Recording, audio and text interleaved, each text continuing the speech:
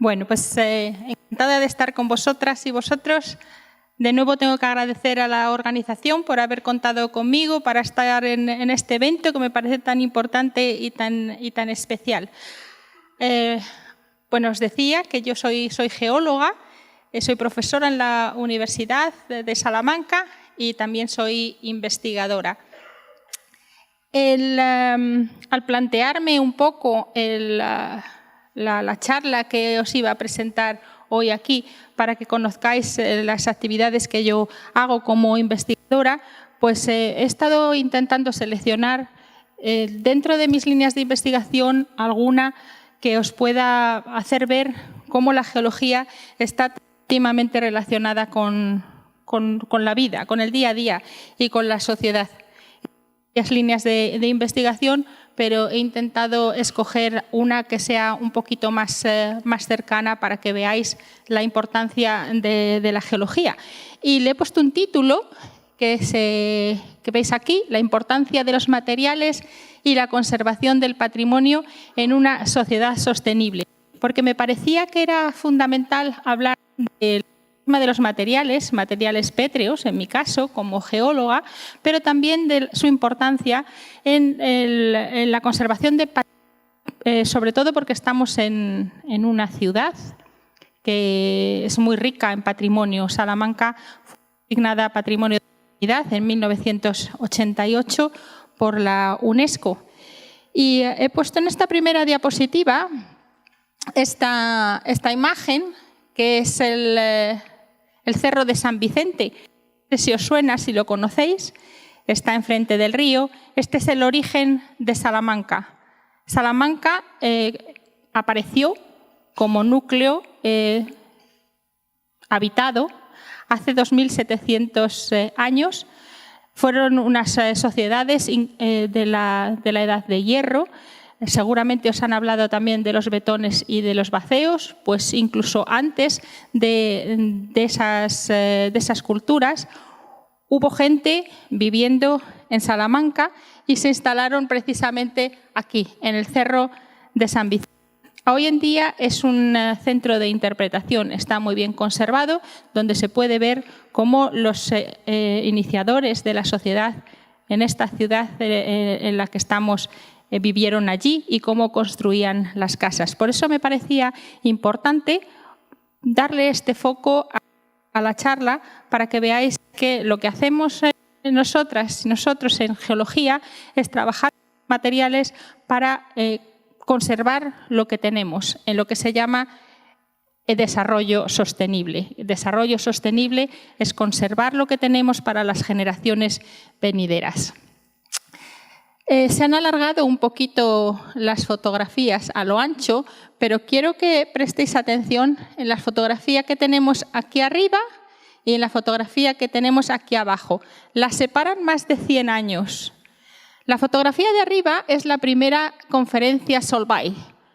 Tuvo lugar en Bruselas en 1911. Las conferencias Solvay son conferencias muy prestigiosas en las que acuden investigadores muy prestigiosos, donde hablan y debaten de sus resultados, de sus investigaciones. Digo investigadores, no digo investigadoras, porque como veis en esta fotografía es la primera conferencia que hubo. La única investigadora que había era Marie Curie. Esto fue en la primera conferencia, pero también en la segunda, en la tercera, en la cuarta, en la quinta. No había mujeres investigadoras, o sí, pero no estaban reconocidas. La fotografía de abajo, más de 100 años después, se puede ver en la entrega de premios Nobel como las únicas mujeres que destacan son las que veis abajo, que son miembros de la familia real sueca. No hay mujeres tampoco en los premios Nobel, que son los más prestigiosos. Esto nos podía llevar a que, bueno, si no hay mujeres en las fotos, ¿será porque no hay? Pues sí hay mujeres, ha habido siempre mujeres investigando, ha habido mujeres siempre obteniendo unos resultados fabulosos, tan fabulosos como los de sus compañeros.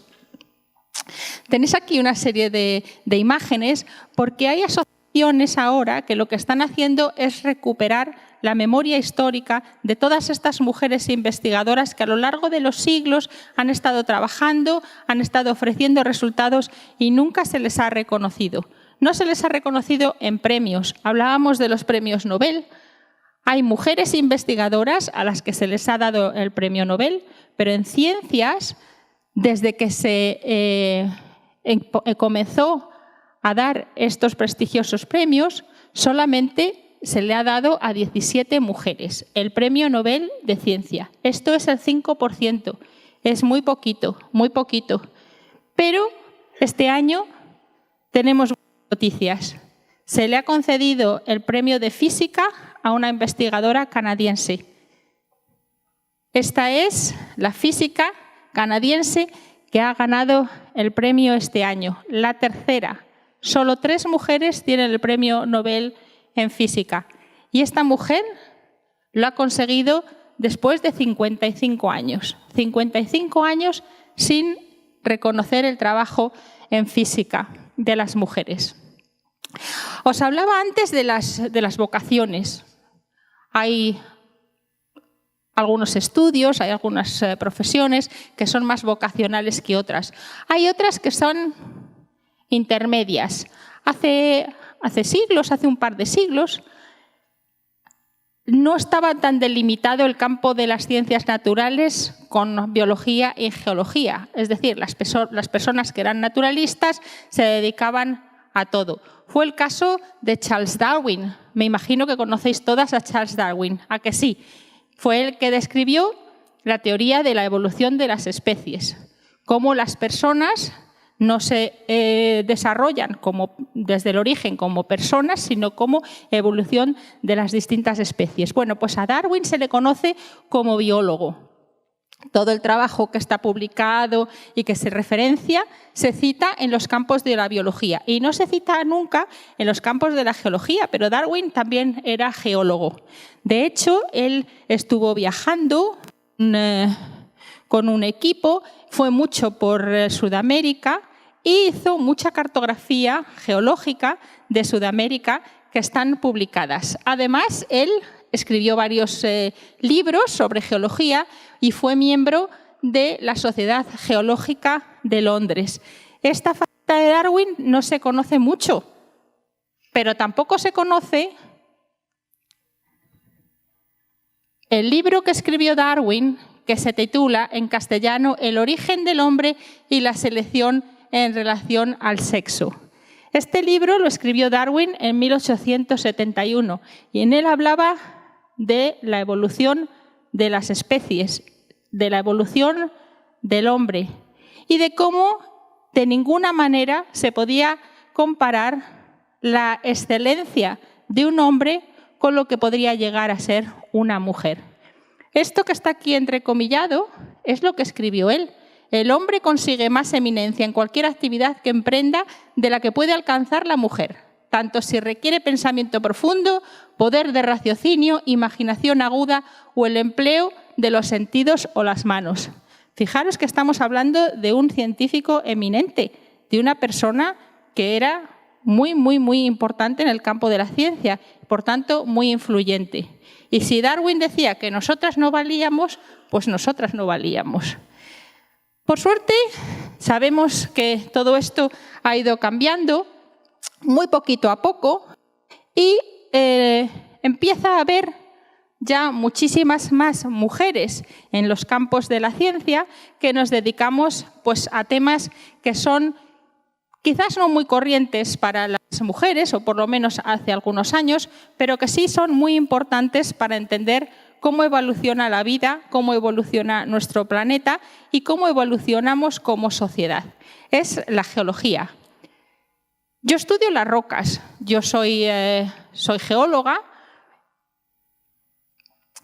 y mi especialidad es la petrología y la geoquímica. La petrología, que es la ciencia que estudia las piedras, y la geoquímica, que es la ciencia que estudia la química de los materiales de la Tierra. Es una rama de la geología muy experimental. Es muy experimental, pero tiene dos posibles ramas de trabajo y yo trabajo en las dos. Trabajo en una rama que se llama petrogénesis, es, digamos, una rama científica mucho más básica en el sentido de que trabaja con muchos datos, mucha química y el objetivo es conocer el origen de las piedras, cómo se formaron determinadas piedras en nuestro planeta. La otra rama de la petrología y geoquímica, que también es parte de mi investigación, es más aplicada. Y utilizo las herramientas de la petrología y la geoquímica, que como veremos muchas herramientas analíticas, para describir los materiales de construcción, el patrimonio arquitectónico, una rama que no sé si habéis oído hablar de ella, pero se llama geomedicina. ¿Os suena la geomedicina? La geomedicina es un estudio que enlaza la geología con las ciencias de la salud, que veremos un poquito también. También se estudia las rocas a través de la petrología y la geoquímica para valorar la salud de un suelo.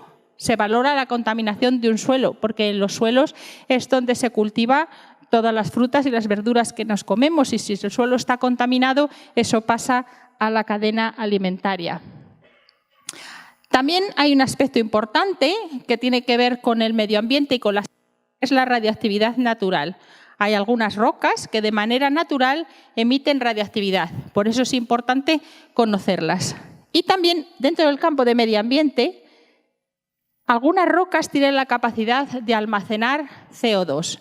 El CO2, que es uno de los culpables de que se esté produciendo un calentamiento del planeta.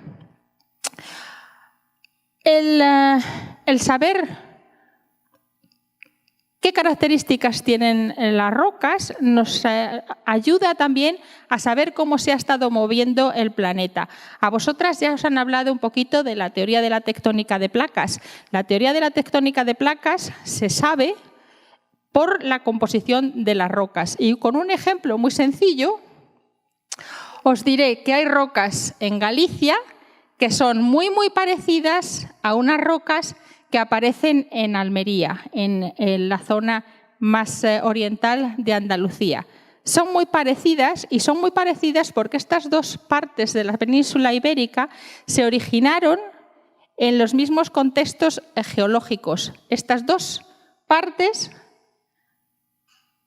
esta parte de Andalucía y esta parte de Galicia, estaban vinculadas a zonas de sutura, las zonas de subducción. No sé si os sonan las zonas de subducción. Pues en esas zonas había esas zonas de subducción en las que se produjeron las mismas rocas. Por eso son tan importantes la caracterización de rocas para saber todo lo que tiene que ver con la tectónica de placas. Cuando hablamos del valor de las rocas, podemos hablar de un valor científico, pero también podemos hablar de un valor económico y también de un valor medioambiental. Os decía que una de las ramas en las que yo trabajo es más de ciencia básica. Yo me dedico a estudiar las rocas para saber cómo se generaron. Por ejemplo, cómo se formaron las cadenas montañosas de la Sierra de Gredos, cómo se formaron esos granitos. Pero también hay unos valores muy importantes que tienen que ver con la economía. Son los valores comerciales de las rocas, porque las rocas tienen dentro de ellas minerales y esos minerales tienen elementos que son fundamentales para el desarrollo de las nuevas tecnologías.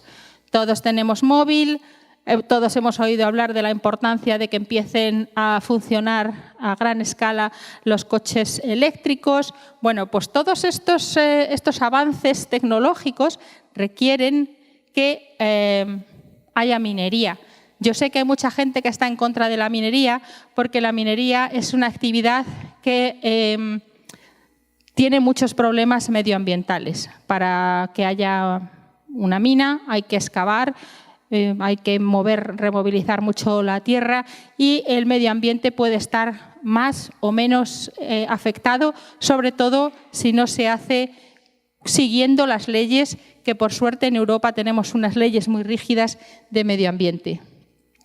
Eso en cuanto a las mineralizaciones que hay en las rocas, pero las rocas en sí mismas también mueven mucho dinero, porque las rocas se pueden explotar como rocas industriales para hacer carreteras o para construir edificios o simplemente para poner los suelos de una casa o para poner una encimera en nuestras cocinas o en nuestros baños. Y también está el valor medioambiental, porque ya os he dicho que conocer las rocas nos puede ayudar a saber la salud de los suelos relacionados con esas rocas, pero también si hay radiactividad natural que nos pueda estar afectando o incluso si algunas de estas rocas se pueden utilizar para absorber, almacenar el CO2 atmosférico. Bueno, esto es un ejemplo de unas planchas de una roca particular, una roca verde, muy bonita, que se puede ver en muchos sitios, tanto en interiores como en exteriores.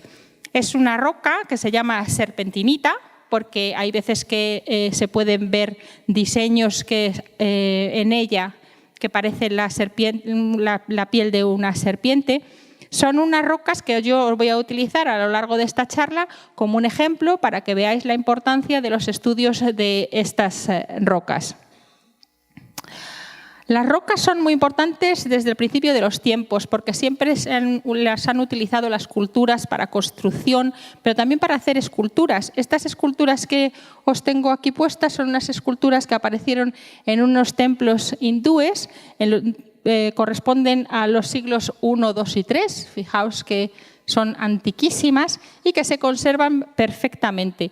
Son unas esculturas que demuestran que la piedra, si se utiliza correctamente, puede tener una duración ilimitada, siempre que se utilice correctamente.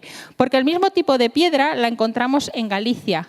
En Galicia, estas rocas, las serpentinitas, se han utilizado también desde hace siglos y se han utilizado en exteriores. Las esculturas que os enseñaba antes estaban en templos hindúes, en interior.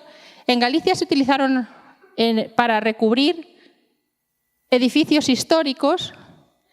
En Galicia, pues el clima es como es, hay muchísima humedad y esto hace que la roca se deteriore muchísimo. Ya solamente con esto, sin necesidad de hacer ningún tipo de ensayo, ningún tipo de investigación, sabemos que las rocas se van a comportar de manera diferente si están en interiores o si están en exteriores. Y por eso nosotras, en mi grupo de investigación, lo que hacemos es caracterizar las rocas para saber qué uso se le puede dar a estas rocas. Estamos hablando de dinero, porque si hacemos un mal uso de la roca, si la ponemos donde no debe de ponerse, esa roca va a dar problemas y eso va a ocasionar pérdidas a la persona que haya utilizado esa roca donde no tenía que ponerla, pero también puede ocasionar litigios, puede ocasionar denuncias. Tú compras una roca, te la venden diciendo que es buena para lo que tú quieres, pero al final la roca resulta que se estropea, se deteriora y entonces tú puedes denunciar a la persona que te la ha vendido. Por eso es tan importante hacer un estudio completo de las rocas. ¿Y qué es lo que hacemos? Bueno, pues en mi grupo de investigación lo primero que hacemos es, si queremos trabajar en un determinado tipo de rocas, las localizamos en los mapas, en las cartografías geológicas, también utilizamos vistas aéreas como Google Maps. Y una vez que localizamos la zona donde queremos trabajar, que es esta cantera, en este caso es una cantera de Galicia, pues nos vamos a la cantera de Galicia y vemos la roca como aparece en superficie. Esto es una cantera abandonada, de aquí se extrajeron bloques de roca durante muchos años para construcción y lo primero que hacemos es ver el estado que tiene esa roca en la cantera. Este es otro ejemplo de la misma roca en Andalucía. En Andalucía hay un pueblo que se llama Macael, cuya el sector económico más importante es el de la piedra natural, el del mármol. Esta es una foto de Google Maps, aquí está el pueblecito y todo esto son canteras. Toda la gente de la comarca se dedica a la extracción de lo que llaman mármol Y esta es una de las canteras y aquí mi grupo de investigación cogiendo muestras para caracterizar la roca, porque el siguiente paso, después de ver la roca, el aspecto que tiene en superficie, ver si hay estructuras que están afectando a esta roca, porque eso va a ser muy importante a la hora de comercializarla. En este caso tenemos una roca que no tiene ningún tipo de estructuras, pero al lado está la misma roca que está afectada por fracturas. Y todas estas fracturas hay que tenerlas en cuenta a la hora de utilizar esta roca. Una vez que hemos estado en el campo, nosotros cogemos nuestras muestras y nos las llevamos al laboratorio. Y en el laboratorio empezamos a utilizar diferentes técnicas analíticas para caracterizarla perfectamente. Una técnica fundamental es la microscopía. Cogemos la roca, les hacemos lo que llamamos unas láminas delgadas y en las láminas delgadas, mediante los microscopios, vemos los minerales constituyentes de las rocas. Esas rocas verdes tan oscuras que os enseñaba anteriormente, en lámina delgada se ven así. Todos estos son los minerales. Estas zonas que veis aquí son las fracturas que veíamos que afectaban a la roca en el campo. O sea que estamos yendo de gran escala a una escala más pequeña para ver los detalles de la roca y ver cómo se comportan. Las rocas están formadas por minerales, pero hay veces que es difícil determinar exactamente qué minerales tenemos. Así que después de hacer un estudio microscópico, hay veces que si queremos precisar qué tipo de minerales hay en la roca, tenemos que utilizar otra técnica analítica, es la difracción de rayos X. Mediante la difracción de rayos X obtenemos unos diagramas en los que vemos diferentes picos y los diferentes picos corresponden a las diferentes fases minerales. Es decir, que estamos concretando perfectamente las características que tiene nuestra roca. Os recuerdo que el objetivo es saber si la roca tiene un buen comportamiento para un determinado uso. A veces los minerales tienen inclusiones, minerales que contienen minerales dentro de sí. Esto es importantísimo, muy importante, porque esos pequeños minerales, aquí tenemos un mineral grande que contiene acículas, tiene agujas de unos minerales distintos. Hay veces que en estas inclusiones de los minerales podemos encontrar elementos muy importantes en el campo de la industria, elementos que se necesitan para fabricar nuevas tecnologías. Pero también es posible que en gran escala no podamos ver que la roca contiene minerales que pueden ser peligrosos para la salud. Así que yendo a escalas más detalladas, como el caso de la microscopía electrónica, podemos determinar si podemos encontrar algún mineral perjudicial dentro de las rocas. Tenemos otra metodología importante que aplicamos en nuestras rocas si queremos conocer algún cambio químico en los minerales que hay en las rocas que estamos estudiando. Estas son fotografías de microscopio normal, como las que os he estado enseñando antes, y estas son las fotografías de catodoluminiscencia. Esta fotografía corresponde a exactamente la misma parte de la roca que esta otra, pero mediante catodoluminiscencia vemos que estos minerales tienen una composición química muy distinta a estos. En este caso, lo que estábamos buscando era la concentración de manganeso. Y en este caso, la forma de ver si los minerales tienen manganeso es a través de la catodoluminiscencia. Es una ciencia experimental, con lo cual estamos utilizando diferentes técnicas analíticas, microscopía, aparatos de espectroscopía para hacer los análisis químicos, pero también utilizamos metodología ingenieril. Nosotros estamos viendo que una roca tiene una composición y queremos saber también la durabilidad de la roca. Queremos saber si vamos a utilizar una roca y nos va a aguantar mucho tiempo. Esto es muy importante en construcción. Construimos una casa y queremos saber si la casa se va a mantener en pie. Pero además es muy importante también en restauración. Tenemos un edificio muy antiguo, un monumento, y queremos saber si ese monumento que se ha deteriorado puede tener un reemplazamiento de las rocas que ya estén mal por otras que sean mejores y más convenientes para que dure otros tantos siglos. Bueno, pues esto se hace con este tipo de técnicas analíticas. Por un lado, aquí tenemos un porosímetro de mercurio. El porosímetro de mercurio lo que hace es que mira si la roca tiene mucha porosidad. Una roca que es muy porosa absorbe mucha agua, de manera que si esa roca la ponemos en el exterior, si cubrimos una fachada de un edificio con esa roca, como es muy porosa, está chupando todo el agua de la lluvia, todo el agua que pase en escorrentía por las calles y se puede deteriorar. Eso es lo que mide la porosimetría de mercurio. Tenemos otro tipo de aparatos que lo que miden es la durabilidad de la roca si la utilizamos, por ejemplo, en un suelo, si podemos pasar andando por ese suelo y mejor aguanta si pasamos nosotras, pero a lo mejor no aguanta si pasa un coche. Bueno, pues así, si aplicamos estas técnicas para analizar, medir la resistencia a la flexión y la resistencia a la compresión, sabremos que podemos utilizar para hacer una casa o si podemos hacer el uso de esa roca para el suelo de una calle. Y si esa calle puede ser peatonal o puede ser para transporte ligero o transporte pesado. Todos estos datos nos los están dando distintas técnicas analíticas que estamos utilizando. Aquí tenemos de nuevo nuestras rocas. Son planchas de roca. Esta foto está sacada de una feria de la piedra que tiene lugar cada cierto tiempo en muchas ciudades del mundo.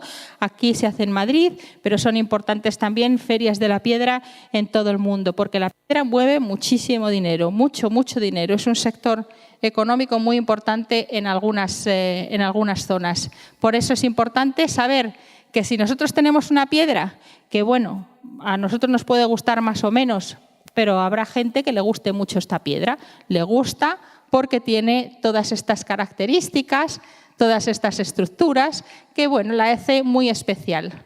Y entonces, pues decide que quieren poner esta piedra como una gran mesa en un salón. Está en un interior y esta roca aguanta muy bien en un interior. Pero habrá gente que decida que quiere utilizar esta roca como una encimera en el cuarto de baño. Esto es un cuarto de baño de un hotel. Bueno, pues la misma roca en un cuarto de baño a lo mejor puede dar problemas, porque en un cuarto de baño hay mucha humedad, se pueden caer líquidos, si la roca tiene porosidad las absorbe, se va a deteriorar y estamos hablando de un hotel, con lo cual imaginaros todas las habitaciones que a lo mejor la roca no está dando problemas. Bueno, pues eso es una pérdida muy grande para el dueño de ese hotel si tiene que cambiar la roca porque no le está funcionando bien. Lo mismo ocurre cuando se pone en fachadas. Esta roca se ha utilizado en muchas fachadas, está en un exterior, está afectada por los cambios climáticos, puede absorber agua y lo que puede pasar es que se deteriore. Por ejemplo, aquí tenemos esta roca que forma parte de una fachada de una clínica que había en el centro de Salamanca y con el paso del tiempo yo me fui fijando que esa roca se estaba abriendo. Se estaba deteriorando. No se les ocurrió otra cosa que poner ahí un poco de cemento para sujetar la roca y lo que ha pasado con el paso de los años es que esta pared ya no existe. Toda esta fachada se vino abajo. Tuvieron que cambiar toda la roca porque se deshizo del todo. Otro ejemplo. Esta es la fachada de un bar que hay en la Puerta de Zamora, que había, porque esta roca, como veis, se utilizó, aparece con todas estas estructuras. Si ves esta forma que tiene, representa a la piel de una serpiente. La roca, cuando os decía anteriormente que los nombres se deben a veces por el aspecto que tiene. Bueno, pues debido a que tiene estas estructuras, la roca se fue deteriorando, se fue cayendo a cachos poco a poco, hasta que se perdió la fachada por completo. Es un bar que hay ahora mismo en la calle, en la plaza del Toscano, en la Puerta Zamora, y ahora toda la fachada está cubierta con arenisca de Villamayor, porque esta piedra se deshizo completamente. De nuevo, estamos viendo aquí el valor económico de estas rocas. Pero estamos hablando de locales comerciales, empresas, tampoco es tan importante, se cambia y ya está. Pero ¿qué pasa cuando estamos hablando de patrimonio arquitectónico? Cuando estamos hablando de patrimonio de la humanidad. Esta es la Catedral de San Lorenzo, en Génova, en Italia. Está reconocida como Patrimonio de la Humanidad, lo mismo que la Catedral de Florencia. Las catedrales están hechas con diferentes tipos de mármol. No sé si se aprecia muy bien, pero son piezas de mármol blanco, mármol verde y mármol rojo. Si hay algún problema de deterioro de estos edificios, de estos monumentos, como son patrimonio de la humanidad, la restauración de estos edificios tiene que ser exactamente igual que cuando se nombraron patrimonio de la humanidad, porque la UNESCO dice que una vez que un edificio, un monumento, un sitio cualquiera es designado, ese sitio tiene que conservar exactamente el mismo aspecto para siempre, porque estamos hablando de desarrollo sostenible y lo que tenemos ahora tiene que conservarse para las próximas generaciones. Hablamos de casos en Italia, pero tampoco tenemos que irnos tan lejos porque en Salamanca también tenemos muchos casos que hay que observar de cerca. Salamanca fue designada Patrimonio de la Humanidad en 1988. Eso quiere decir que tiene que conservarse igual a lo largo de los tiempos. El motivo más importante de nombrar Patrimonio de la Humanidad a Salamanca fue por la arquitectura que presenta el centro de la ciudad. Una arquitectura muy homogénea, utiliza la piedra local, tanto arenisca como granito.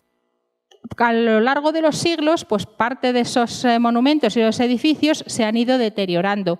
Algunos no muy antiguos, por ejemplo, no sé si reconocéis este edificio. ¿Reconocéis ese edificio? La Casa Lis. La Casa Lis es un edificio modernista de principios del siglo pasado que está construido materiales, pero en cuanto a piedra se refiere, está formado por muros de arenisca de Villamayor. La arenisca de Villamayor es muy porosa, entonces todo el agua que haya, todo el agua que se la va a chupar. Aquí tenemos la fachada sur de la Casa Lis y justamente aquí al lado pasa el río, con lo cual es una zona muy, muy húmeda y a lo largo de los años la piedra de la Casa Lis se ha ido ennegreciendo porque está chupando toda la humedad. También tiene unas escaleras, la Casa Lis, que va desde aquí, esta plataforma, que es una especie de terraza que tiene el edificio, hacia abajo hay una escalera y hacia arriba, que subía a la vivienda, actualmente museo, escalera que está formada por escalones de granito. Bueno, pues con el paso del tiempo el granito se ha ido deteriorando y decidieron que cambiaron el granito con un granito que no era. ¿Veis el contraste tan tremendo que hay entre el granito original y la pieza de granito que utilizaron? Claro, si no se sabe, pues para un constructor un granito es igual a otro granito. Por eso es tan importante la formación de las personas que nos dedicamos a esta ciencia, a este estudio de caracterización y el contacto directo, que no siempre es posible, con la gente que se dedica a los temas de restauración. Otro ejemplo es la Clerecía. La Clerecía, que es uno de los edificios más importantes de Salamanca, la Clerecía que está enfrente de la Casa de las Conchas y que a lo largo de los siglos, claro que ha ido sufriendo deterioro. Mucho deterioro y en la parte basal, en esta parte de entrada, si pasáis alguna vez, os fijáis cómo se deshizo la piedra que habían utilizado hace muchos siglos en su construcción, pues la gente que no tenía ni idea de qué piedra era se dedicó a poner parches y eso parece más que nada un puzzle porque están mezclados los diferentes materiales. En la fachada sur, a mediados del siglo pasado, el gobierno local, el ayuntamiento, se fijó y vio que no le gustaba mucho cómo estaba la piedra que formaba parte de esta fachada y entonces decidió taparla y la tapó con una capa de cemento. El cemento es un material muy ácido y lo que hizo es que empezó a deteriorar aún más la piedra que tenía abajo.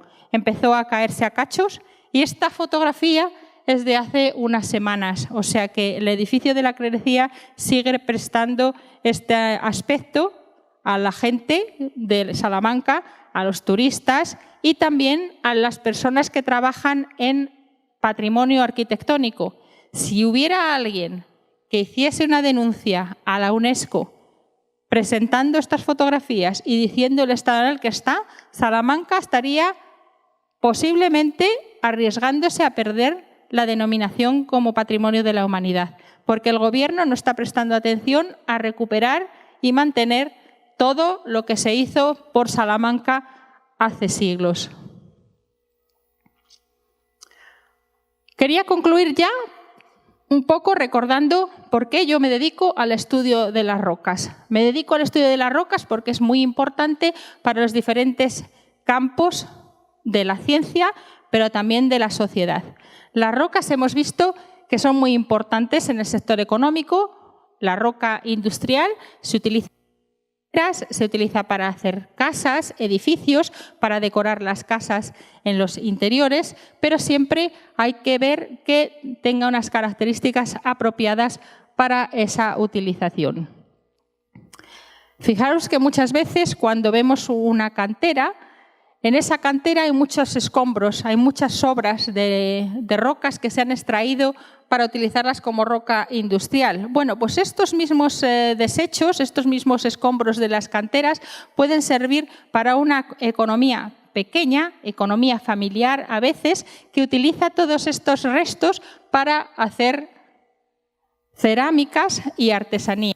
Esto es muy importante, sobre todo en sociedades indígenas, donde utilizan todos estos materiales para hacer artesanía que venden en comercios locales. Os he citado un poquito por encima la importancia del estudio de las piedras, de las rocas, en el campo del medio ambiente. Hemos visto que hay rocas que pueden servir como almacén de CO2, hemos visto que hay rocas que pueden emitir radiactividad natural, controlarla para que no afecten a la salud de las personas. Y también os mencionaba al principio el campo de la geomedicina. En el campo de la geomedicina que aúna la geología con las ciencias de la salud. Esta es una ciencia relativamente reciente. Esta ciencia lo que hace es que estudia materiales que pueden ser beneficiosos para la salud. Por ejemplo, las arcillas. Se ha visto que muchas arcillas pueden ser beneficiosas para curar algunas cosas de algunas dolencias. Y también se ha visto que hay algunas rocas o minerales que pueden ser muy perjudiciales para la salud, pero muy perjudiciales, es decir, que pueden incorporarse al cuerpo humano y producir enfermedades muy, muy serias. Quería hablando de la importancia de la difusión de la ciencia. Tenéis que daros cuenta que yo trabajo con dinero público. Yo trabajo en una universidad pública y todos mis proyectos están financiados por el dinero público que viene de todos vosotros y vosotras. Es vuestro dinero y deberíamos estar todas las personas que trabajamos en ciencia obligadas a dar cuentas de en qué gastamos nuestro dinero. Porque al fin y al cabo nosotros lo que queremos es investigar para que la ciencia progrese. Por eso creo que esto es un evento estupendo, porque no solamente os he contado lo que yo hago para cómo me gano la vida como investigadora, pero también sabéis dónde gasto el dinero que recibo de todos mis proyectos, que luego se reinvierten también en la sociedad.